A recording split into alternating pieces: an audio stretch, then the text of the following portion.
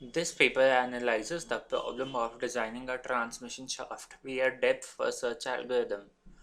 The objective function was to minimize the shaft weight through an adequate selection of the diameters for the shafts, and the criteria were the physical conditions that should meet to design safe, fatigue-proof shaft. In this assignment, we are considering only two criteria for the designing of shaft and neglecting other factors, as the main objective of this project is to learn about applications of search algorithms in manufacturing and designing. Now coming to what is transmission shaft. Transmission shafts are rotating members and transmit power and torque from one location to another. Inside the transmission, an input shaft is connected with the engine, which turns the shaft, while an output shaft sends its spinning motion toward the vehicle's wheels to turn them. The input shaft's power drives a set of gears called the countershaft gears. Now coming to the designing of shaft. While designing of shaft, it is necessary to select a suitable material and geometric layout in such a way that deflections are within acceptable levels and to minimize the diameter and the product cost of shaft. The shafts are classified on the basis of applied external load on it. So the following are the classifications: pure axial tensile load, pure bending load, pure torsional movement, and combination of bending load and torque. To design a shaft, we first need to know the suitable diameter, and for that there are two ways to calculate diameter. And looking forward to both the ways, we move on forward. So first of all, these are the types of load on a shaft. You can see from this figure, this is axial load, this is transverse load, and this is torsional load. So our criteria are strength basis criteria, which is permissible stresses are used to calculate the diameter of shaft, and the second one is torsional rigidity criteria, and in this permissible angle of twist are used to calculate the diameter of shaft. So for each criteria we need to find the minimum diameter. In this project we will show the designing of shaft assuming the type of load is pure axial tensile load.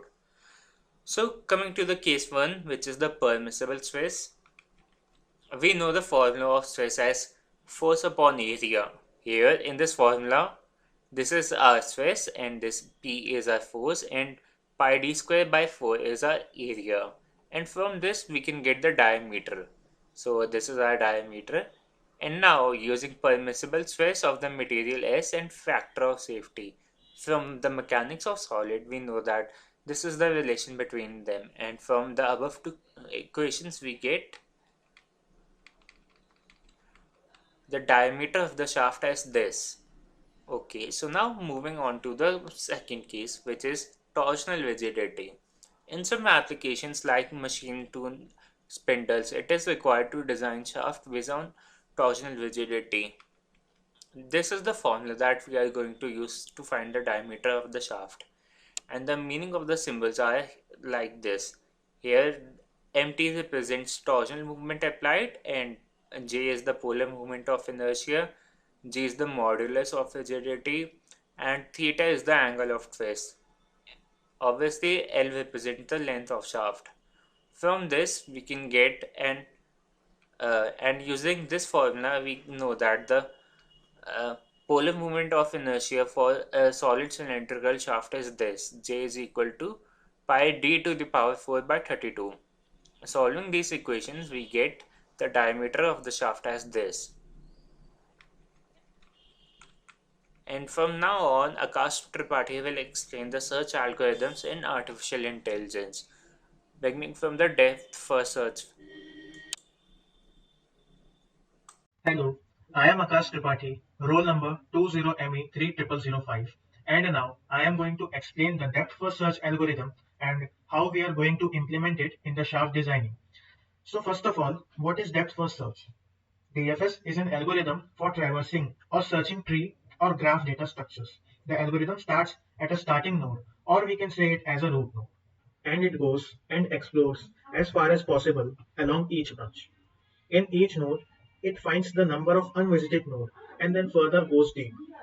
When we have reached to the depth of a node, it backtracks to the previous node and then it goes along the next unvisited node.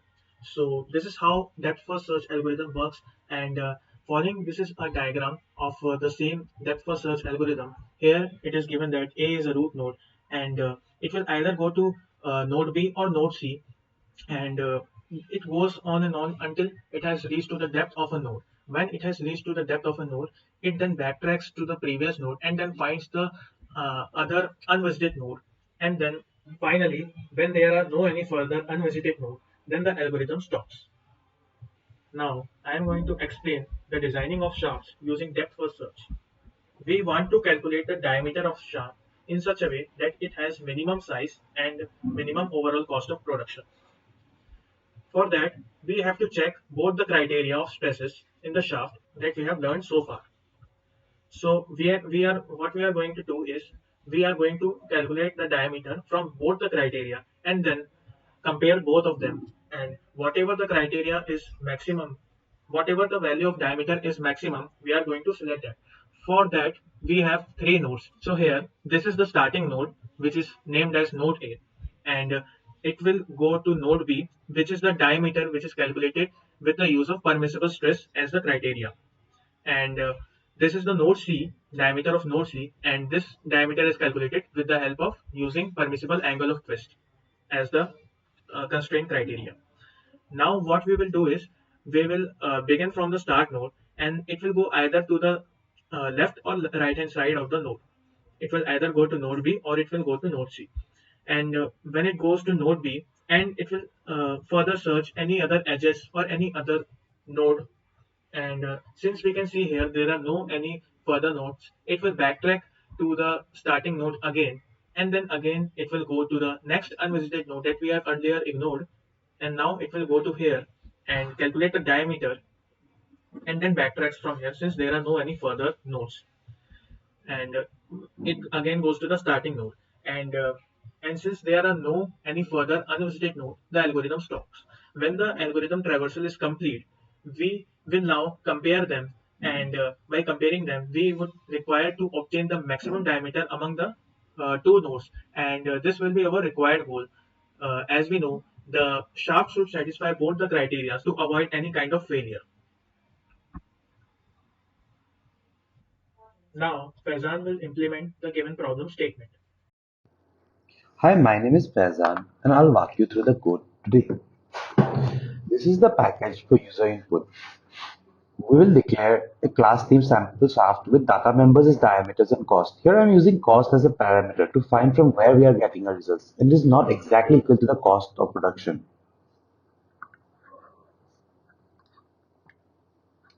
Here I created a node.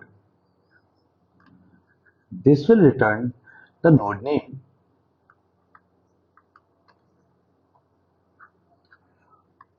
Public node getLeft is used as a function for finding a node in the left direction. Similarly, getRight is used for finding a node in the right direction. This part will be our output format, which we'll see further in this video.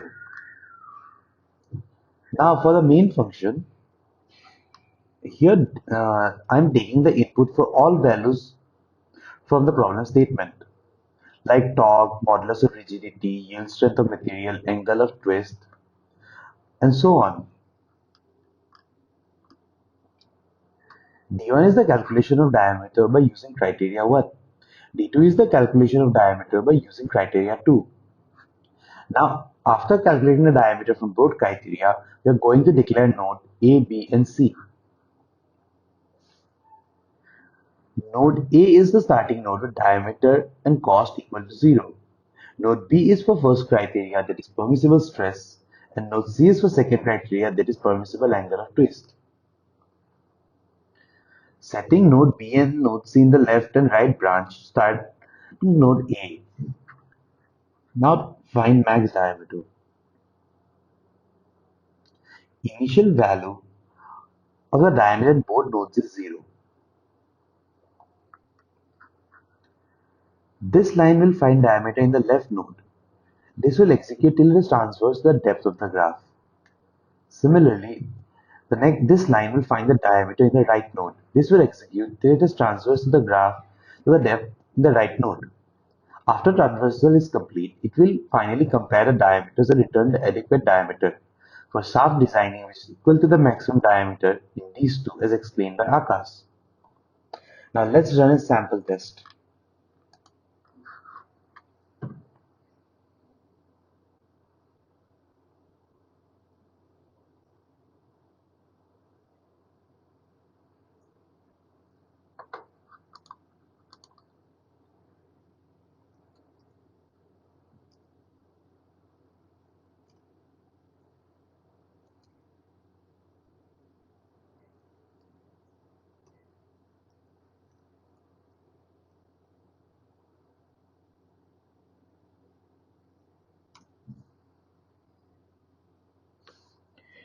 Getting the approx diameter is 30 and it is from node B.